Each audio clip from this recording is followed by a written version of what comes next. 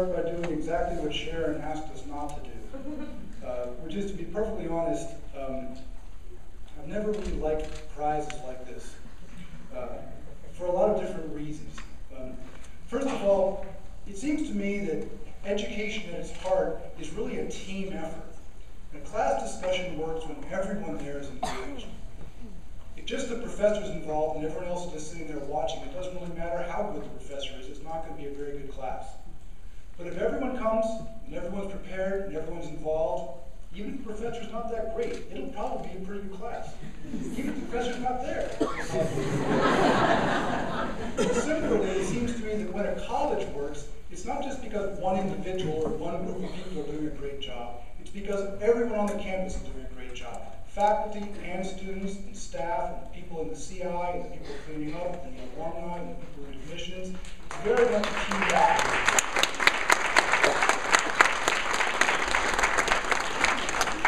Awards for individuals are all well and good, but I think they distract attention from the collaboration that's at the heart of education.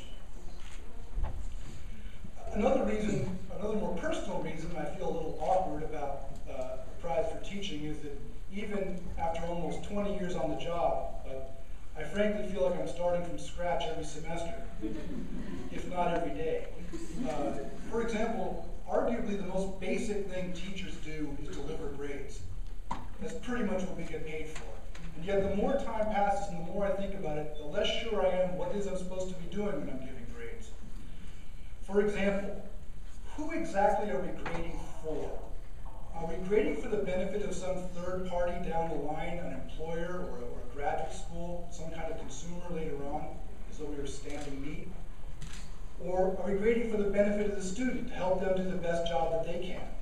Depending on which way you think about the process of grading, you do it in different ways. Actually, that one in particular is pretty easy. I have no problem with that. I grade for the benefit of the students. The third parties can take care of themselves. But there are still a lot of other questions.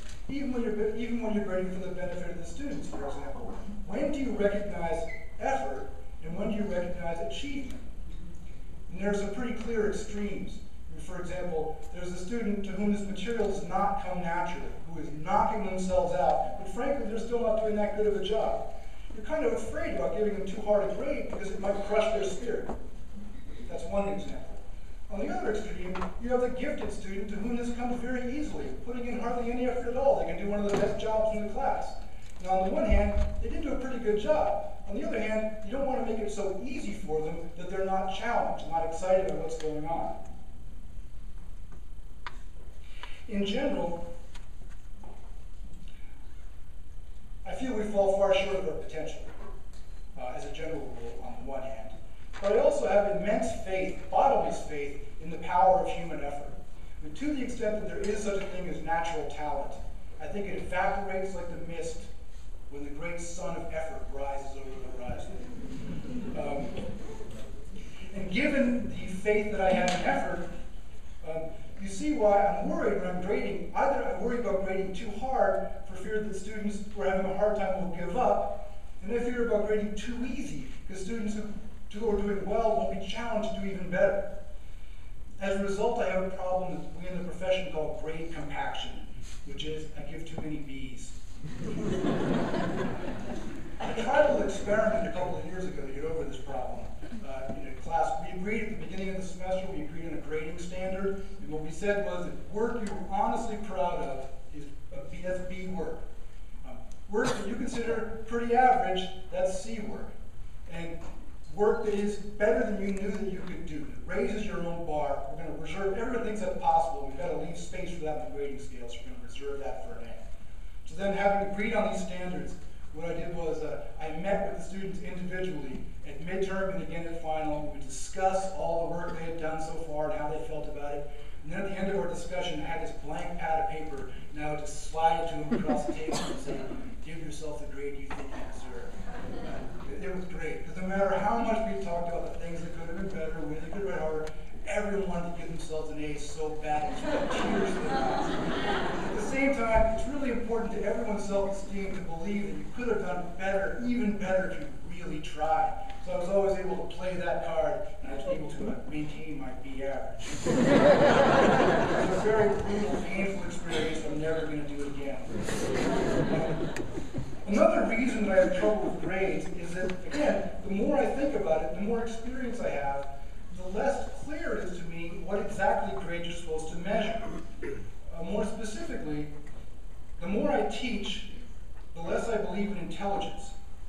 At least not if you think of intelligence as some kind of invisible fact about a person, a certain number.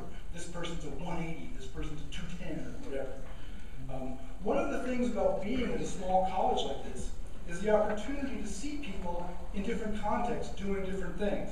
And one thing you can't help but notice is that some person who writes, frankly, a kind of lousy philosophy paper goes on and writes a great QC article. Or someone who does a really good job one semester, the next semester doesn't even seem to show up. So it seems to me that rather than having fixed intelligence, the evidence, my experience suggests to me that people are smart about the things that they care about. As the American pragmatists put it, John Dewey, people like that, he said that people develop the intelligence they need in order to solve the challenges facing them. Or let me be more precise about that. People develop the intelligence they need to solve what they perceive to be the challenges facing them, the challenges that they choose to focus on.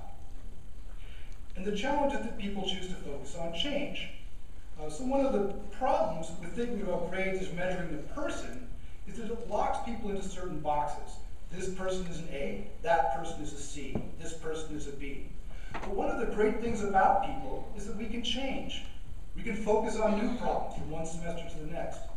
In fact, the more I've thought about it, it seems to me, as tempting as it is to say that this person's like this, that person's like that, the whole reason that we're here is premised on the idea that people can become something new.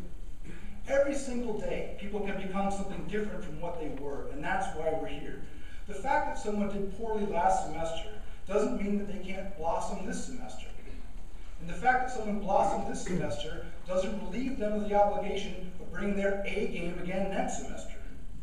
So I have, for those reasons, kind of mixed feelings about grades. I think that they have a role to play as measures of performance.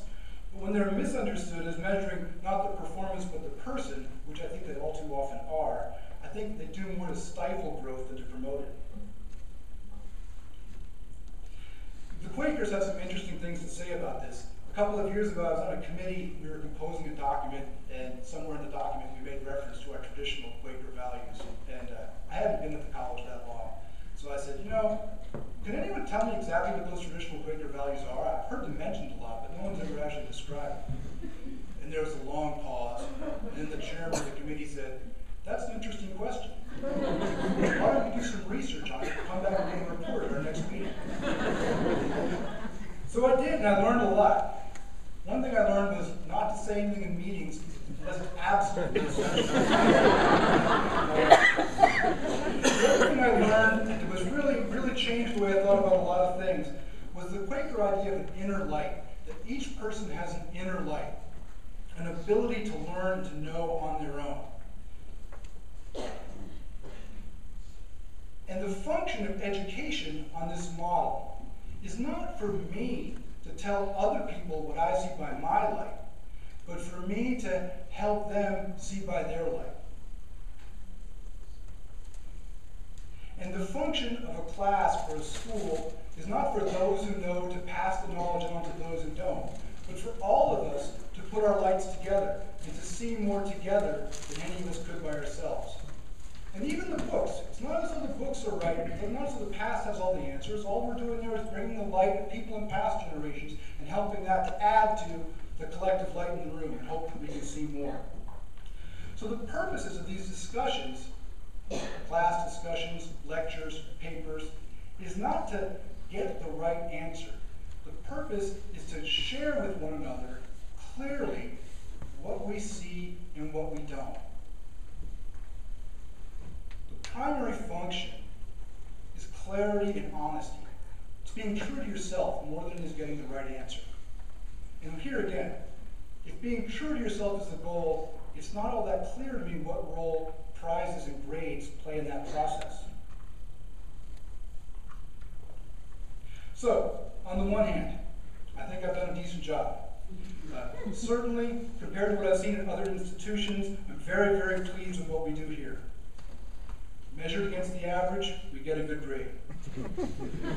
On the other hand, when I look at us and think about what we could do, I think we're doing just a fraction of our potential. We can do a whole lot better, and I think we need to do a whole lot better.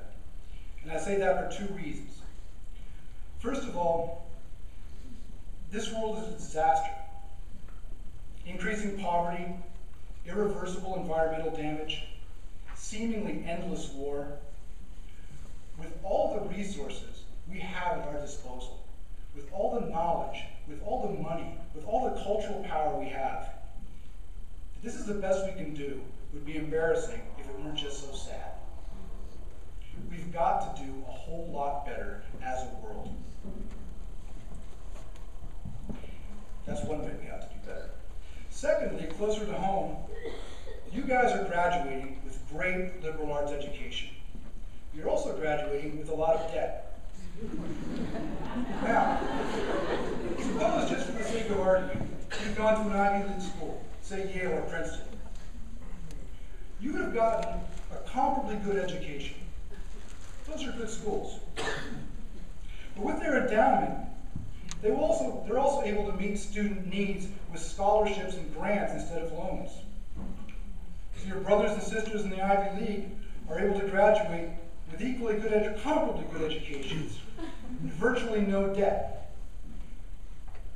There, as we used to say, they've got it made in the shade. Whereas us here at Whittier, we've got our work cut out for us. We've got a lot to do. We've got to make the liberal arts work for us in a way that they don't have to. But personally, I think that's a good thing. I think it's a great thing.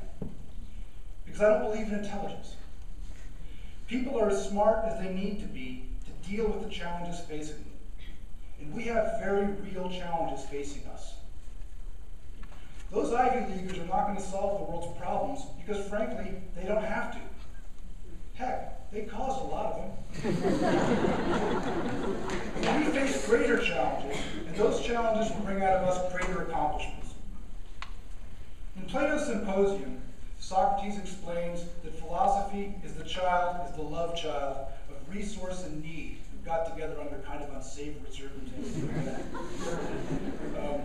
And Whittier is also a child of great intellectual resources, a first-class liberal arts education, and we are also the child of very real and ongoing financial need.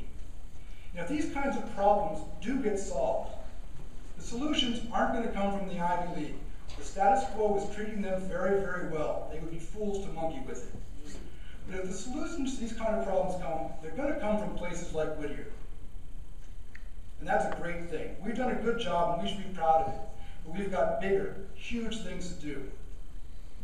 So I'm proud of this award, and I'm going to take it the way I hope my students take their B's. As congratulations, a pat on the back for a job well done, but even more importantly, as a reminder of the even better things that are expected of us.